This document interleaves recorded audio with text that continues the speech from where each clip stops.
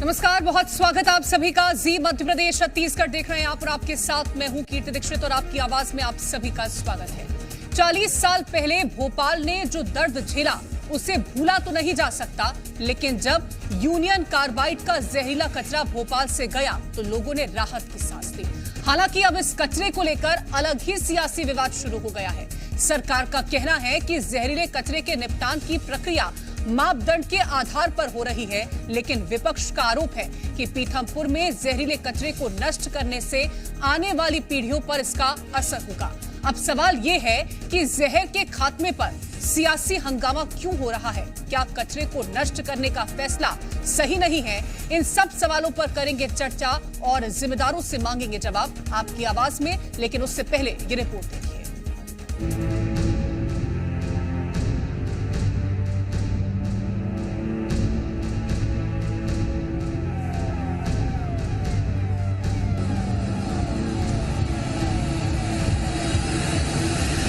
40 साल पहले दुनिया के सबसे बड़े औद्योगिक हादसे के बाद उसके कचरे से भोपाल को अब जाकर मुक्ति मिली है। ये कचरा भोपाल को उस दर्दनाक हादसे की याद दिलाता था जिसने उन्हें गहरे जख्म दिए थे। यूनियन कार्बाइड कारखाने के 337 मीट्रिक टन कचरे से भोपाल को अब आजादी मिली है।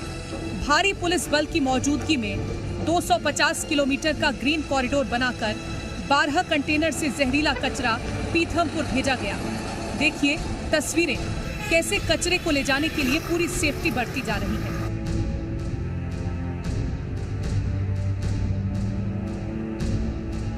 इन 12 कंटेनर के साथ पुलिस बल, एम्बुलेंस, डॉक्टर, फायर ब्रिगेड और क्विक रिस्पांस की टीम समेत 20 से ज्यादा गाड़ियों का काफिला पीथमपुर के लिए निकला था।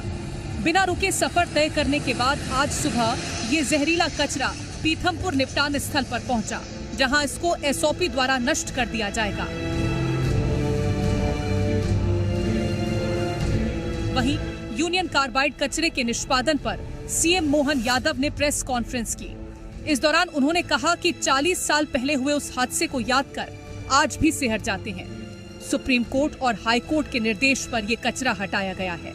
वहीं कचरे को लेकर हो रही सियासत पर सीएम ने कांग्रेस को कड़े शब्दों में जवाब भी दिया। निपटान से वातावरण में कोई किसी प्रकार का नुकसान स्पष्ट नहीं हुआ है और माननीय उच्चतम न्यायालय ने सभी रिपोर्ट के गहन परीक्षण के पश्चात ही आगे बढ़ने के लिए और उसे नष्ट करने के लिए हमें निर्देशित किया। उनके शासनकाल में ये फैक्ट्री चल रही थी। उन फैक्ट्री के चलने के बाद 20 साल तक सरकार भी उनकी थी। उनने उस समय कुछ नहीं किया और इस कष्ट से सुप्रीम कोर्ट के निर्देश के बाद अगर हम इस पर समाधान कर रहे हैं और वो भी दो मुही राजनीति नहीं चलती। एक तरफ सीएम का ये बयान है तो वहीं दूसरी ओर पीसीसी चीफ जीतू पटवारी और पूर्व मंत्री पीसी शर्मा ने कई तरह के सवाल खड़े किए हैं। जो असर होना था 10 टन इसलिए जलाया था कि इसके असर को चेक करना है, तो असर हुआ। तो इसका एक्सपर्ट्स जितने हैं उनसे जब तक इस बात का क्लियरेंस नहीं हो कि इसका असर कितना होगा, तब तक ये कचरा डिस्पोजल नहीं होना चाहिए। इसके दो विकल्प थे। एक विकल्प ये था कि यूनियन कार्बाइड से कहते हैं कि इसको ले जाओ यहाँ से, या समुद्र में बीच में ले जाके उसको डालते जिससे कोई हानि नहीं होती। और दूसरा अभी जो कचरा ज़मीन के अंदर है वो यथावत है।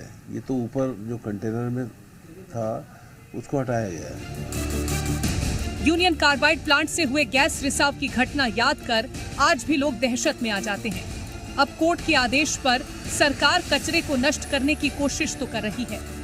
इस बीच कई तरह के सवाल भी हैं जिन्हें विपक्ष उठा रहा है। क्या कचरे का निष्पादन सही है? क्या इससे आम जनता को कोई खतरा नहीं होगा? ये सभी सवाल एमपी में सियासी सरगर्मी बढ़ा रहे हैं। ब्यूरो रिपोर्ट, जी मीडिया।